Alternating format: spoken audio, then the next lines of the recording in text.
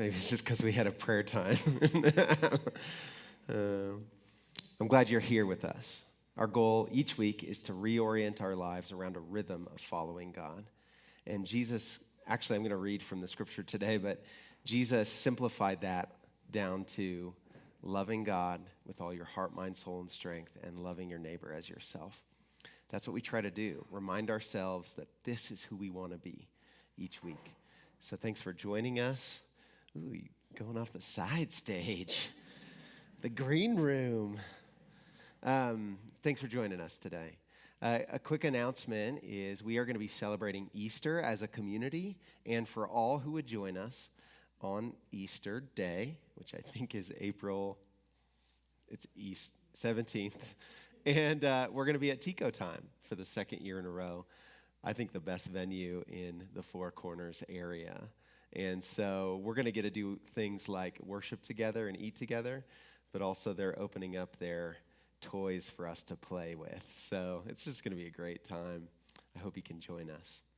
So today we're continuing our series, which we've been talking about relationships. And let's see what I'm going to talk about today. Oh, I know.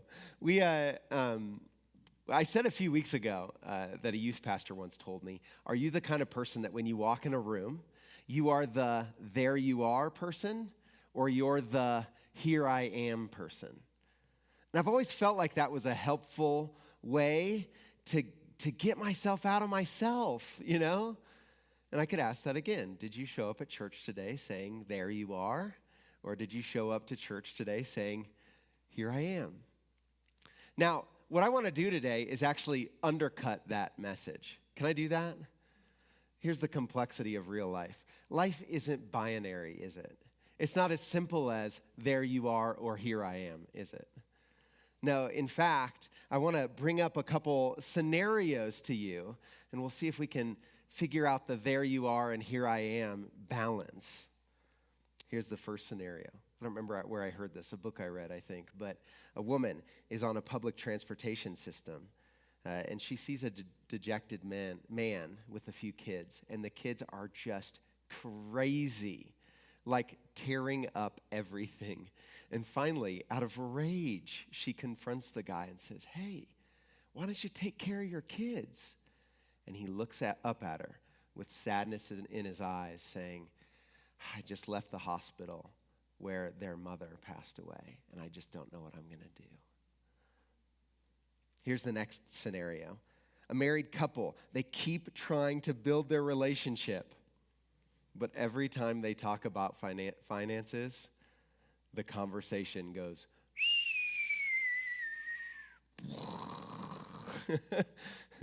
fight, fight, fight. Here's the third scenario. Oh, I didn't ask if I could share this. This is a scenario that might not have happened at this church a few weeks ago. I'll look to the person in the audience and tell them if they can, if I can tell them who it is. Okay, here's what happened. Okay. A key volunteer in a theoretical church came in early to make sure that our lighting was better because it's been quite bad.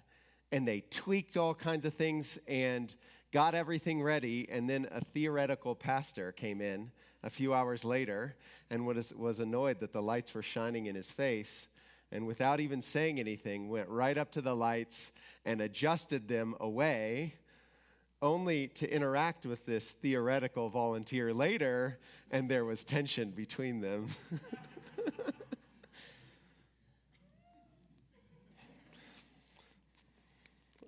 That's theoretical. What do all these have in common? Well, they're all stories of communication. And here's the interesting thing about communication. Communication is always two-sided. It's always not just about me listening or you talking, right? In fact, there's probably more than this, but it's for sure 4 parts, okay? There's the communication and listening on my part, and there's the communication and listening on your part. And if we somehow are able to do those 4 things concentrically, we are able to connect together. The problem is it's really easy for all kinds of wrenches to be thrown in any of those four capacities. But if we do that, 2 plus 2 equals 1, right? Harmony. We said at the beginning of the series that harmony is the heartbeat of the kingdom, and that's because it is. We see throughout the scripture, Jesus intended harmony in our relationships. That's how we're supposed to function. But we feel all the time the lack of that, don't we? All right, I got a good church joke for you. You ready? It's on harmony. What was the disciples' preferred means of transportation?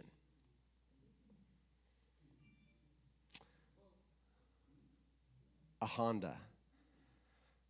Acts 2:46 says, so continuing daily in one accord in the temple. Yeah. But that is the posture of the community of God, right?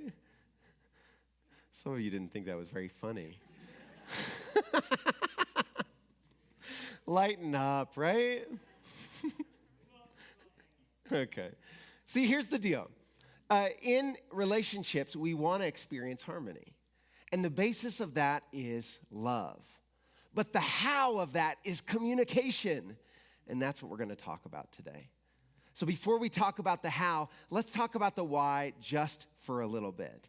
2 scriptures. Matthew 22, I said I was going to read it. Here's what Jesus said when he was asked, which of the commandments is the most important? He answered, love the Lord your God with all your heart, soul, mind. This is the first and most important commandment. The second command is just like it. Love your neighbor as you love yourself.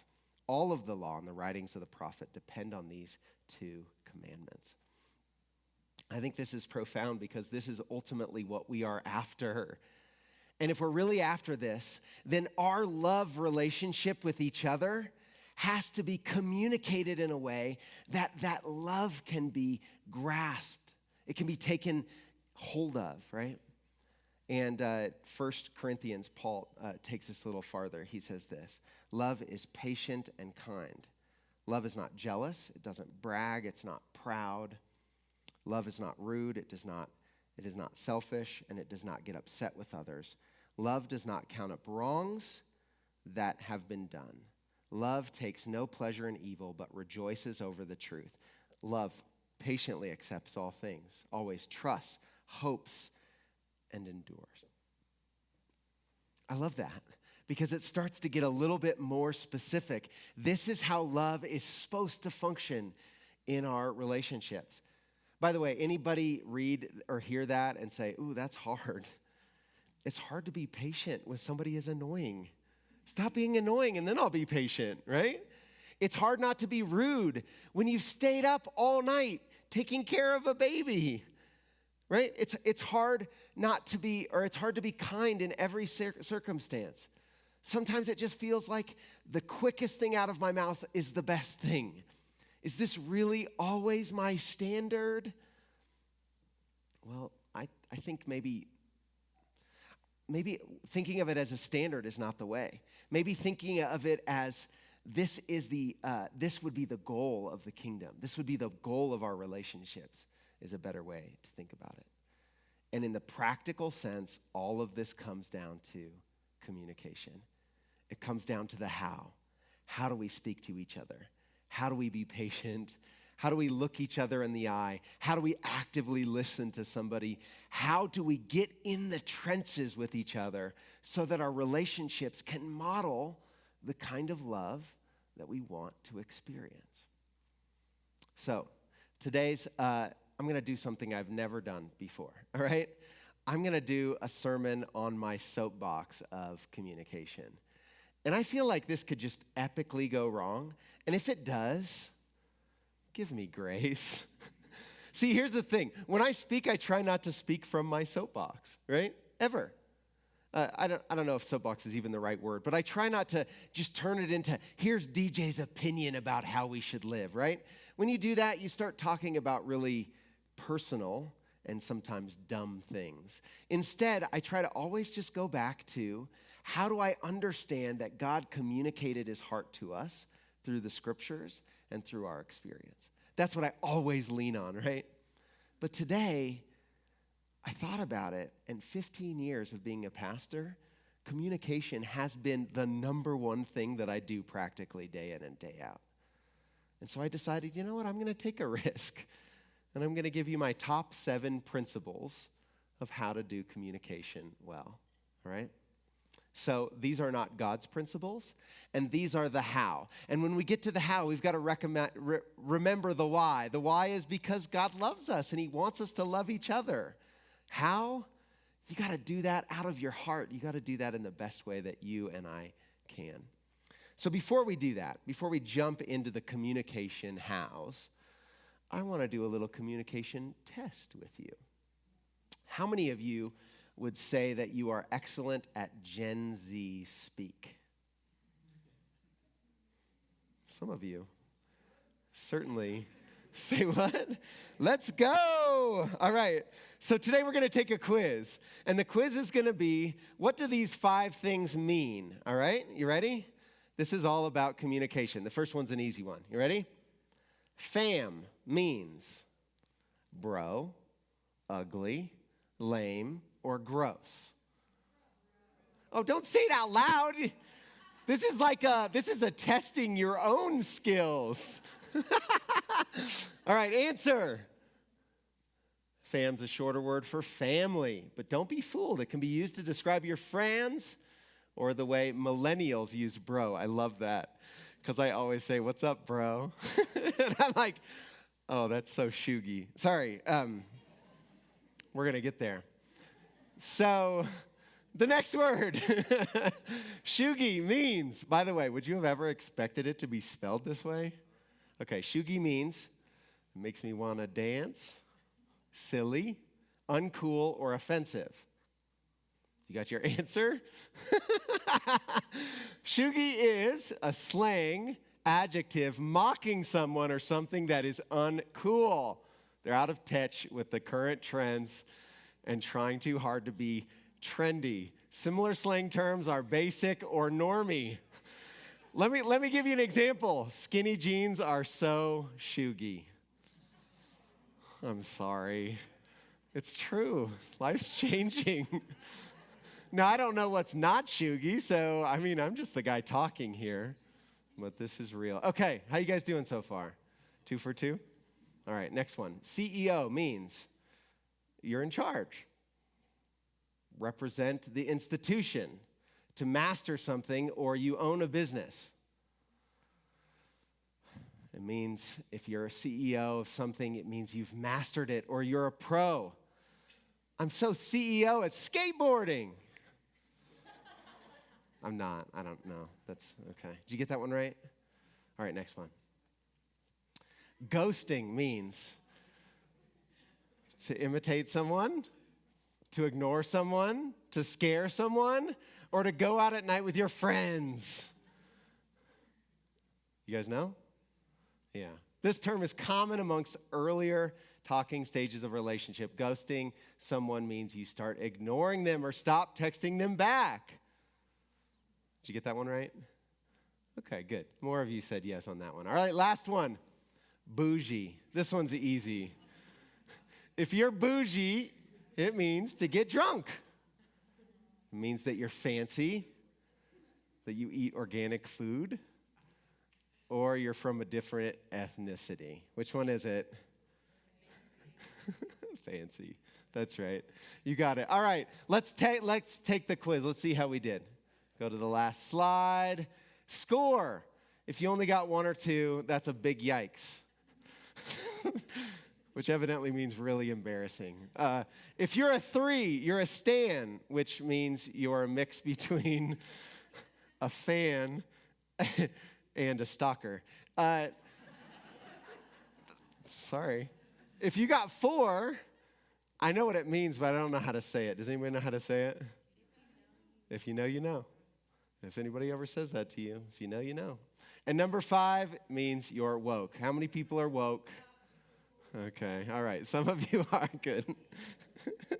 What'd you catch in communication there? Somebody may think they're communicating something very clearly, but you may be receiving that very different. And what affects communication? our age, our gender, our emotions, our ethnicity, our story, where we come from, our background, our experiences, so much affect if you and I are able to communicate. All right, let's go for it. I've got 7 communication tips. Number 1, come in a good way. I'd never heard this before. A friend of mine said that they practice this in every meeting, which means, now we're not doing the Shugi contest anymore. This is like my own words, okay? We good with that? This is my first tip. My first tip in relationships and communication is you got to recognize the state you're coming to when you're in a relationship. And when I say come in a good way does not, to me, mean that we stop being whoever we were and we show up now as the perfect performance person ready to be in that conversation. No, to come in a good way means we recognize that our whole self is what is involved in communication. If you're having a bad day, you got to learn how to have a bad day and be in communication, how to be able to share that with somebody, be present with yourself, that probably when you have a bad day, it causes you to look down more or look away more or be embarrassed more or look at your phone more or whatever it is more. When we come in a good way in a relationship, my friend, by the way, he taught me this about when he has meetings. They say we want to come in a good way.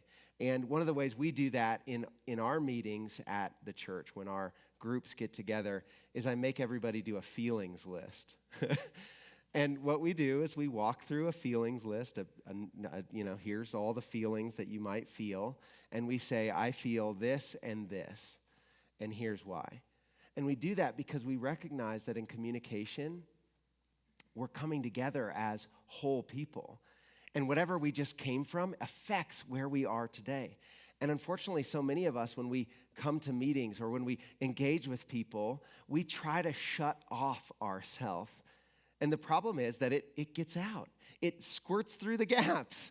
And it affects how we communicate with each other. Yesterday, I went to Zia. I have a friend that I've been friends with for a long time. And he works at Zia. And so we're going through. This friend is always like, DJ, what's up? And I'm always like, hey, how's it going? Insert name. And this friend of mine this was yesterday, he had a massive mask on, and he didn't even acknowledge me. And I was like, hey, is that Mike under there? Oh, sorry, I said his name. Dang it. There's a guy named Mike that works at Zia in Farmington. And, okay, anyway, so the point is, he hadn't recognized, or maybe he had, that whatever had happened in his life. I mean, what it made me want to do is say, hey, can we catch up real quick? You doing okay? Part of coming in a good way is coming in your whole self. Second tip, get out of your head. This is a tough one. So many times we tell stories about the relationship we're in. You know, some of us know really well how to smile and do all the right things to make somebody else think we're communicating with them. But let me tell you, real communication is yourself and their whole self. Actually, the best kind of communication is when you can look somebody in the eye, you can be fully who you are, they can be fully who they are, and you can connect in the middle of that. I would say that's to be fully integrated. But it's hard to do that, isn't it? Because there's this wonder, like, are they going to accept me for who I am? Are they going to accept me if they would know right now that I feel offended by something they said? No, it's a lot of times easier to just try to shut it off and say, put the smile on or whatever, In our early marriage, Vanessa and I, she would always assume that when I hurt her, I was doing it intentionally. And I would never know. And it would be way better if she was here. She's serving in the kids. Because she could defend herself and also say, she gave me permission to say this, but she could also share what was her journey. But in a lot of ways, her journey and her family systems, we've said that God's in your heart, but grandpa's in your bones, In a lot of ways, our family system teaches us how to deal with conflict. and all kinds of communication things.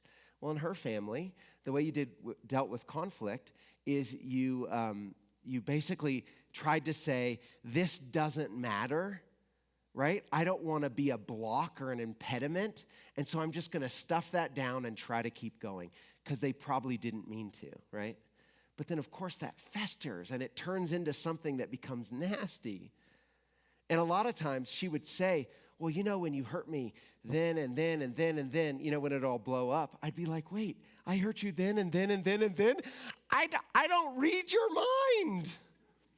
And in the same way, if you're going to be in a good communication with somebody, you've got to take that vulnerable step of being willing to share where you're at.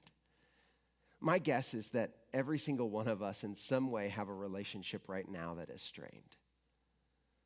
And most of us in those strained relationships try to ignore it as much as possible, hoping that it'll go away. I don't think hoping it will go away ever helps towards mutually experiencing love together. That's what causes that wall we talked about last week, where it builds and builds, and then resentment happens and unforgiveness, and we distance ourselves. The only thing you can own in a relationship is yourself. Somebody may not be able to handle yourself, but I think we could do a lot better about bringing ourselves to relationships. Speaking of ourself, the next one is setting boundaries. Now, this one's something that feels counterintuitive in communication. We think in communication that we just should always be, if we're going to try to love somebody, we should always be ready to connect with them, right? And if they have to do something last minute, well, then I should have to do something last minute. Well, there's a really interesting story in the Bible about 10 bridesmaids. Jesus tells this. And it's fascinating. It says that the bridesmaids were waiting for the bride to come. It got late, they got tired, and they all fell asleep. When the bride came, they all woke up. 5 had been prepared, and their lamps still had oil. 5 had been unprepared, and their lamps didn't have oil. And what they did is, of course, you can imagine, the ones without oil said, please, can I have your oil? And the ones with oil said, I'm sorry, but I only have enough oil to function today how I'm supposed to function as the bridesmaid. You're going to have to go get your own oil. It says that they ran out to get the oil, and they came out and they missed the party. And Jesus said, make sure that that's your life, that you don't run out of oil when you need it. Now, there's lots of applications for that story, but one of the biggest ones is you are responsible for you, not everybody else. And by the way, you are a mere mortal, and so am I. You're a human that needs sleep. You have emotions. You get sick. You age. You experience all of the ups and downs of life that you maybe don't want to. And that means you're limited. It's so hard to grasp or to welcome our limitedness. And a lot of us run ourselves ragged trying to be unlimited. But then when we do that, we don't show up well for anybody, do we? How are some ways that I set boundaries? One is I think you have to plan for what you need. You have to look at your week and rhythmically function within your thriving schedule. One of the things we do, we take a Sabbath. I remember 3 years ago, Vanessa said to me, you don't have to respond to every email and text. You know that, right? I was like, no, but I'll be letting them down. It was this massive problem where sometimes at night at the dinner table, I'd be texting, trying to catch up on all the things of the day instead of being present with my family. And, so she gave me permission to not text or email people back right away. Another thing is I put my phone away at night and on weekends. If you try to call me or text me, I just might not get back to you. These are boundaries so that when I am engaged, I can be all there. And we all need some boundary out of our own design. The second way of having boundaries is, everybody say this with me, saying no.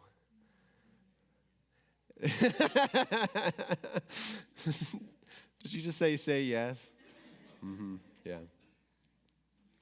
We've got to learn how to say no at appropriate times. Recently, a friend of mine who leads a ministry asked me to lead a group with him in San Diego, of all places. And it was in May, and it was right around Memorial Day, and our girls are going to run a race, and they're getting pumped about that sort of thing. And I knew that if I said yes, I would burn our family out. But I did not want to say no because I didn't want to hurt my friend's feelings. And I wrestled with this, and I kept putting it off. And instead of responding, I kept saying, I still need to talk to Ness about that. But really, I knew the answer. I just didn't want to say it. Now, finally, I did. But the point is, that's all of us. If we're going to communicate well, we need to be in positions to communicate well, which means sometimes means we can't communicate at all, right? And again, we'll have to extrapolate this into each of our circumstances, but that's one way to set boundaries. All right, the next tip. Is this a fix-it or a listening moment? Have you ever heard this before? I am so confused in most of my life.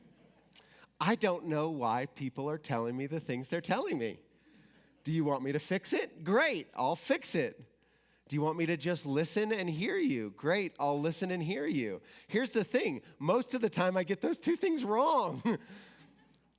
Let me give you a tip. Just ask. Would you like me to do something to help you? Or would you just like me to hear this? By the way, you will build so much trust with people if you can get the answer to that right when people are sharing. Sometimes people just need to vent. But by the way, venting sometimes can feel offensive or it can feel oppressive. I don't like it when people vent. I want to fix it and get it over with and stop them from venting. But sometimes people need to vent. And then other times, some people need help getting things fixed. They need somebody to walk along their side. And it is so helpful to know the difference. This week, Vanessa and I were in the middle of an argument. Yes, we get in those things. And we're in the middle of this, and our girls are there, and you never know how much it's going to escalate. You know, is this like a moment where we need to go to the back room, or we can just do this there? But finally, I wisened up and realized, I think I'm trying to fix it, and I think she just needs me to listen.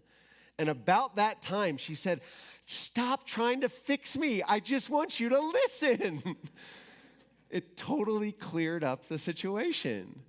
Because all of a sudden, the vitriosity, we could just be there together.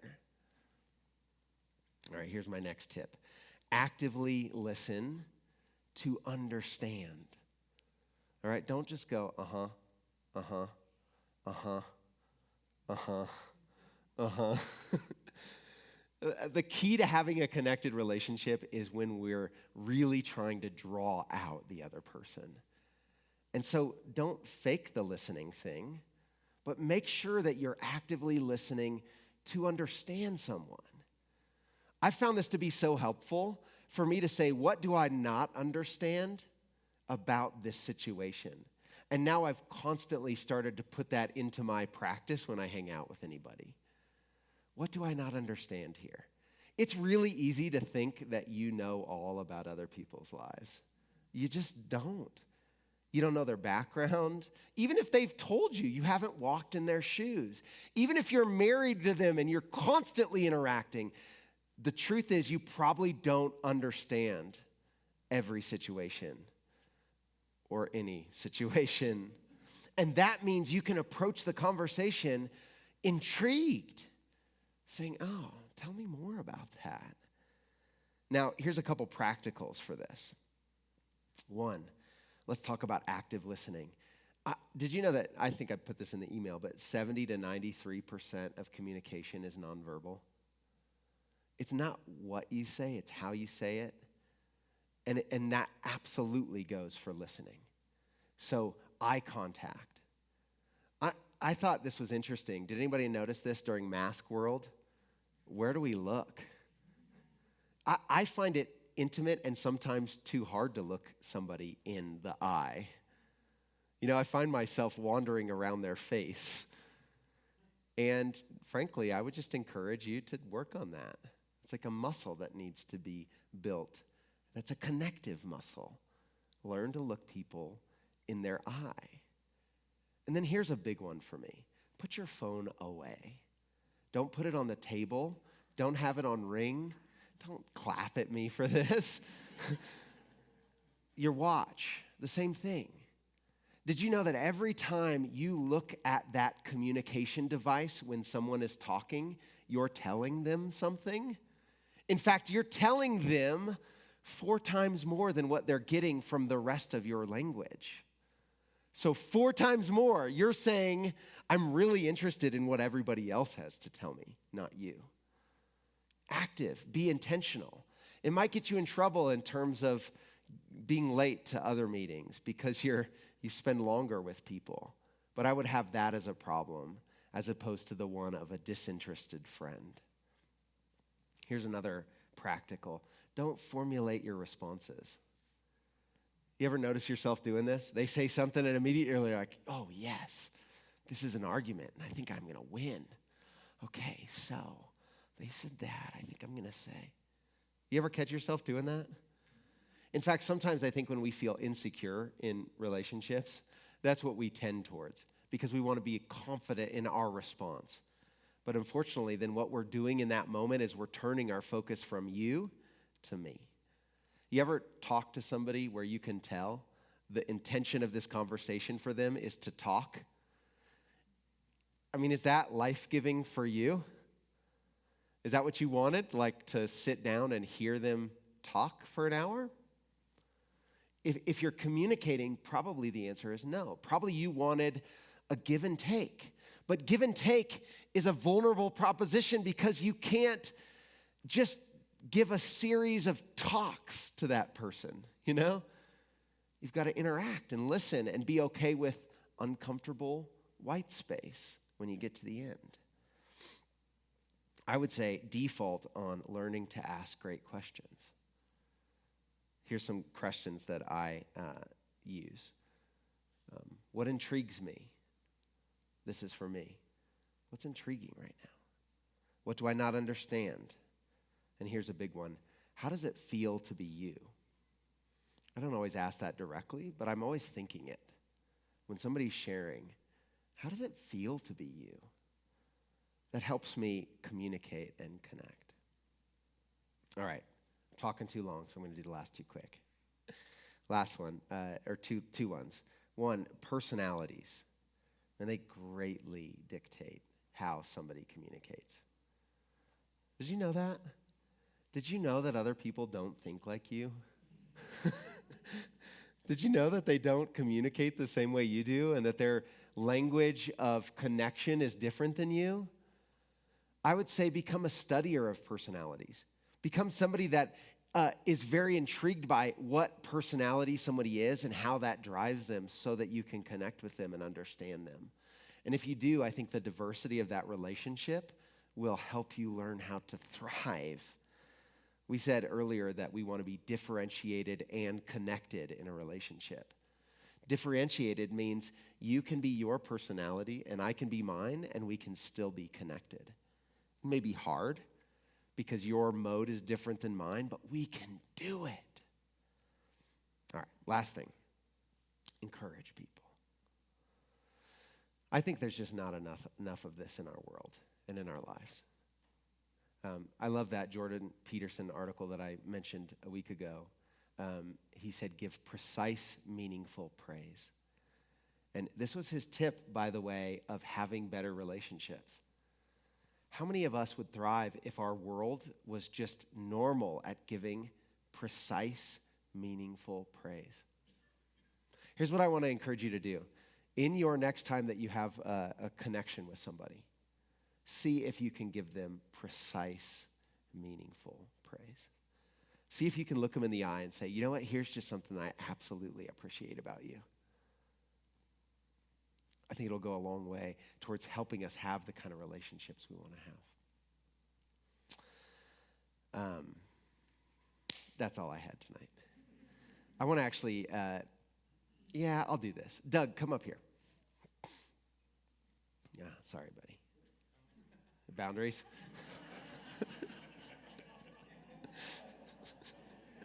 So this is how I wanted to close the service because I just wanted to show you how powerful it is to encourage someone. So, Doug, this is just role-playing a little bit, but it's actually real. It's not like... I'm scared. Yeah. Doug, over the last, I don't know, what's it been, 2 years or a year that we've gotten to know each other? A couple years. I have just become amazed at the heart that you have. You've been through a lot of ups and downs in your life. I think there was a time when you had this trajectory of what it was going to look like, and then I think it turned different. I know. Don't deflect. That should have been my point number 8. And the way that you have kept a soft heart and love people through that all, it just amazes me. And when I think of my life as a 39-year-old, and sometimes I verge on cynicism, and I sometimes wonder if life would be better if I could just get out of this whole pastoring gig. I do. I look at guys like you, but especially you lately, because you're a person that you don't just live life how you should, you live it from right here. I want to be like that when I get older. And I really value you and appreciate you. Thanks. Ooh. Thanks, Doug. That may feel awkward for you if you're not into that sort of communication. But I think what you just experienced there is harmony as the heartbeat of the kingdom. We're built to be a family. We're built to be together. And our world is so full of division that sometimes we don't know if there's anywhere where we can get that kind of love. Friends, you can get it here if you give it here. I mean that in this church context. I mean that in your marriages, in your family. Start taking risks to really intentionally value communication.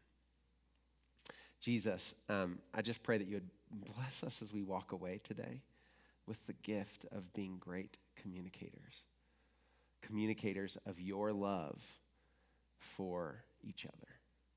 We pray this in Jesus' name. Amen. God bless you guys. Have a great night. We've reached up to God. Now, let's reach out to others.